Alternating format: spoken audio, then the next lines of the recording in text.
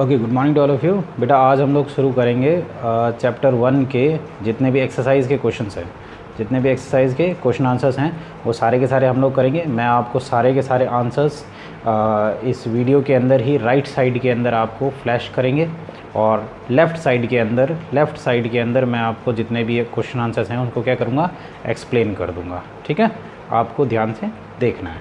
चलिए शुरू करते हैं फिर चैप्टर नंबर 1 के।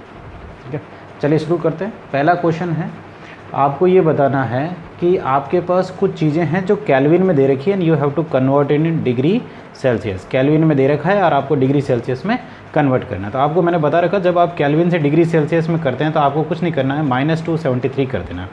और अगर कभी ज़िंदगी में डिग्री सेल्सियस में दे रखा और केल्विन में बदलना तो आपको कुछ नहीं करना है, 273 प्लस कर देना है। तो चलो शुरू करते हैं।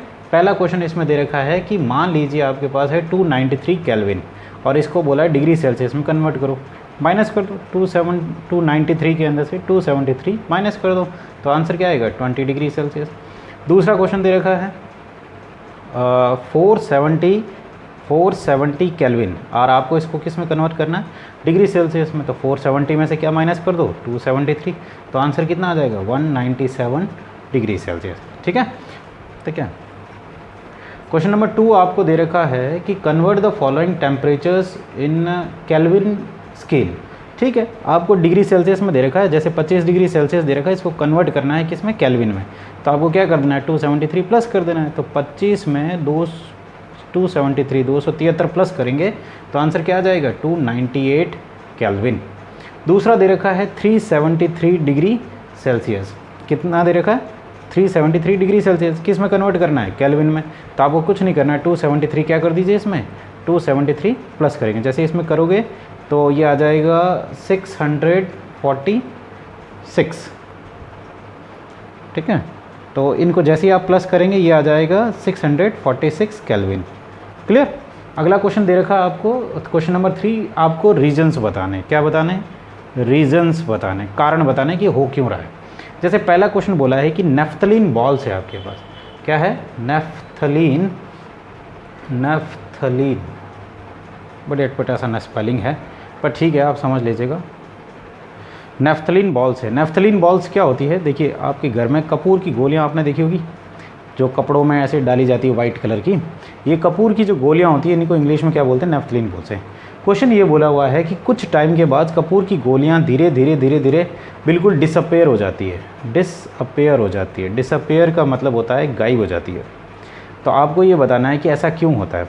तो देखो, समय के साथ जैसे जैसे ये गोली जो होती है धीरे धीरे गायब होने के पीछे का कारण है कि ये जो गोली होती है ये सॉलिड होती है। क्या होती है, सॉलिड होती है। और जैसे जैसे समय बीतता है ये धीरे धीरे सीधा क्या हो जाते हैं, गैस में कन्वर्ट हो जाती है। क्या करती जाती है, गैस में कन्वर्ट हो जाती है। यानी सॉलिड से धीरे धीरे सब गैस में बन के कन्वर्ट होके उड़ जाती है यहाँ से। तो इसलिए हमें लगता है गायब हो गई, लेकिन वो सॉलिड से किस में हो गई, गैस में। और इसको हम, इस प्रोसेस को क्या बोलते हैं, सब्लिमेशन बोलते हैं। क्या बोलते हैं, सब्लिमेशन। तो बड़ा सिंपल सा सवाल है कि नेफ्थलीन बॉल्स डिसअपेयर होने के पीछे रीज़न क्या है, बिकॉज ऑफ सब्लिमेशन। क्योंकि सॉलिड चीज़ थी, ये बॉल्स जो थी सॉलिड थी और धीरे धीरे क्या हो जाता है, गैस में कन्वर्ट हो जाती है, जिसकी वजह से ये बॉल्स गायब हो जाती है। ठीक है, चलिए इसको हो गया सब्लिमेशन आंसर। आपका बी पार्ट है कि किसी आदमी ने परफ्यूम लगा रखा है। क्या लगा रखा है, परफ्यूम लगा रखा है। चलो परफ्यूम लगा रखा है तो ठीक है, इस आदमी ने परफ्यूम लगा रखा है। तो आपको ये बताना है कि इसकी स्मेल जो है काफ़ी दूर तक कैसे जा रही है। तो सीधा सिंपल सी बात है, मैंने आपको क्या बोला, कहीं पर भी स्मेल की बात आ जाए तो क्या उसके पीछे जिम्मेदार होगा, डिफ्यूज़न। क्या होता है, डिफ्यूज़न। तो आप बोलेंगे बिकॉज ऑफ डिफ्यूज़न परफ्यूम की स्मेल जो होती है दूर तक जा रही है। समझ आ गई मेरी बात। अब क्वेश्चन नंबर 4 देखिए। क्वेश्चन नंबर 4 लिखा हुआ है कि आपके पास 3 चीज़ें हैं। क्या क्या चीज़ें हैं, 3 चीज़ें हैं। एक है वाटर, एक है शुगर और एक है ऑक्सीजन। कौन है, ऑक्सीजन। क्लियर। अब ये 3 चीज़ें हैं, आपको बताना है इन तीनों को इंक्रीजिंग ऑर्डर में करना है। इंक्रीजिंग ऑर्डर के अंदर लिखना है। क्या ढूंढ, किसको मद्देनज़र रखते हुए, फोर्स ऑफ अट्रैक्शन को ध्यान में रखते हुए आपको क्या करना है, इन तीनों को सीक्वेंस में लिखना है। तो देखो बहुत सिंपल सी बात है यार। फोर्स ऑफ अट्रैक्शन मतलब इंक्रीजिंग ऑर्डर का मतलब होता है जिसमें सबसे कम होती है। जिसमें सबसे कम है उसको पहले लिखो, फिर उससे ज़्यादा वाली और फिर उससे ज़्यादा वाली, ऐसे नहीं बढ़ते हुए क्रम के अंदर लिखना है। तो सबसे कम किस में होती है? तो आप जानते हो सबसे कम होती है गैस के अंदर, फिर होती है लिक्विड के अंदर, और सबसे ज़्यादा किस में होती है? फोर्स ऑफ अट्रैक्शन, सबसे ज़्यादा पकड़ने की ताकत किस में होती है? सॉलिड में होती है। अब देखो सीधी बात है, इसमें सबसे पहले देखो गैस ढूंढो, तो ये रहा ऑक्सीजन। ऑक्सीजन क्या है? गैस। तो आप इधर लिख दीजिए ऑक्सीजन। उससे ज़्यादा, ये सबसे ज़्यादा क्या है? कम है। उससे ज़्यादा किस में है? उससे ज़्यादा लिक्विड कौन है? वाटर। और उससे ज़्यादा किस में होगी? शुगर के अंदर। क्लियर? तो ये फोर्स ऑफ अट्रैक्शन को आपने सीक्वेंस को ध्यान रखते हुए इंक्रीजिंग ऑर्डर में लिख दिया। अगला क्वेश्चन देखिए। अगला क्वेश्चन इन्होंने बोला है कि वाटर की कुछ स्टेट्स है, आपको फिजिकल स्टेट बताना है।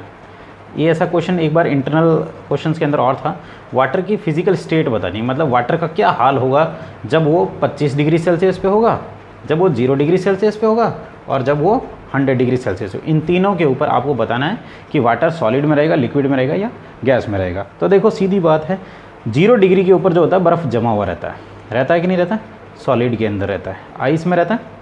अब खूबसूरती की बात है कि इसके बाद जैसे टेम्परेचर अगर बढ़ गया तो ये पिघलना शुरू हो जाएगा, इससे कम हुआ तो आइस और ज़्यादा टाइट होता जाएगा।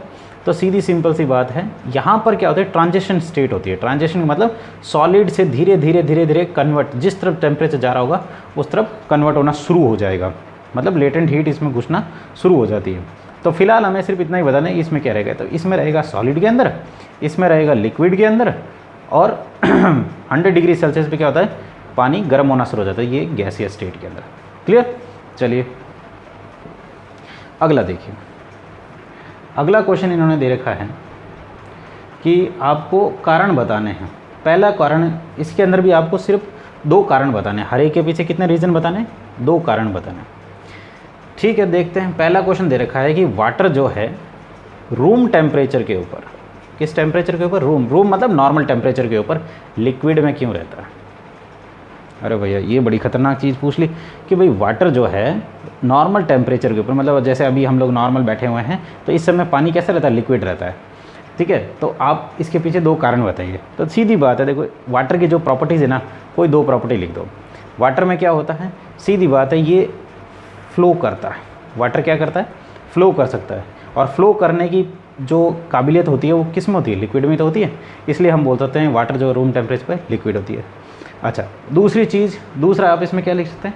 वाटर का जो भी कंटेनर होता है, ठीक है, वो शेप अपने हिसाब से उस कंटेनर के हिसाब से ले लेता है। जैसे मान लो अगर इसको मग में डालेंगे आप, अगर इसको मग में डालेंगे तो मग जैसा ले लेगा, गिलास में डालेंगे तो गिलास ले, यानी जो अपना शेप होता है वो कंटेनर के हिसाब से एडजस्ट कर लेता है। और ये खासियत किसकी होती है? लिक्विड की होती है। तो इसके पीछे कोई भी 2 प्रॉपर्टी लिख दीजिए। ठीक है, हमने 2 लिख दी, आप कोई और भी लिख सकते हैं, कोई इशू नहीं है। आ जाओ, इसी के अंदर, इसी क्वेश्चन के अंदर 2 रीज़न ही देने हैं आपको। अगला क्वेश्चन है, इसका बी पार्ट है। क्वेश्चन बोला है एक आयरन की अलमीरा है, लोहे की क्या है? अलमारी है। तो आपको बोला कि इस लोहे की अलमारी जो है रूम टेम्परेचर के ऊपर सॉलिड क्यों रहती है? तो आप इसमें क्या करेंगे?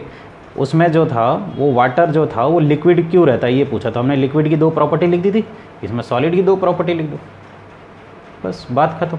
तो सॉलिड की 2 प्रॉपर्टी क्या है? एक तो ये नॉर्मल टेम्परेचर पे कैसा रहता है? इसका साइज़ कैसा रहता है? इसका साइज़ हमेशा फिक्स रहता है। शेप जो है, इसका शेप जो है वो कैसा रहता है? फिक्स रहता है। ये पहली खासियत। दूसरी चीज़ है ये फ्लो नहीं करता। फ्लो करता है क्या? ठीक है, इसलिए हम इसको क्या बोलते हैं? सॉलिड बोलते हैं। क्वेश्चन नंबर 7, अगला क्वेश्चन देखिए। Why is the ice at 273 Kelvin more effective in cooling than water at the same temperature? अच्छा, 273 केल्विन के ऊपर आइस जो होता है वो ज़्यादा ठंडक देता है, और इसी पे जो वाटर होता है वो इतनी ठंडक नहीं दे पाता। तो इसके पीछे कारण क्या है? देखो वाटर बना है तो सीधी बात है इसके अंदर क्या होगी? खुद की गर्मी तो होगी, मतलब तभी तो इसमें पिघला है। साथ ही साथ एक चीज़ और होती है जिसको हम बोलते हैं लेटेंट हीट, मतलब इसमें 2 हीट है, मतलब इसमें हीट है। अच्छा, आइस जब इस जगह पर है तो इसमें ज़्यादा से ज़्यादा 19-20 लेटेंट हीट हो सकती है। क्या हो सकती है? लेटेंट हीट हो सकती है, अभी तक पूरी तरह से पिघला नहीं है। तो इसके पास गर्मी ज़्यादा है, इसके पास कम है, तो जाहिर सी बात है ज़्यादा गर्मी वाला ठंडा भी क्या रहेगा? कम रहेगा। और आइस जो इसी टेम्परेचर के ऊपर क्या रहेगा? ज़्यादा ठंडक देगा। ठीक है, अगला क्वेश्चन इन्होंने बोल रखा है, what produce more severe burn, boiling water और स्टीम? देखो एक है स्टीम और एक है बॉइलिंग वाटर।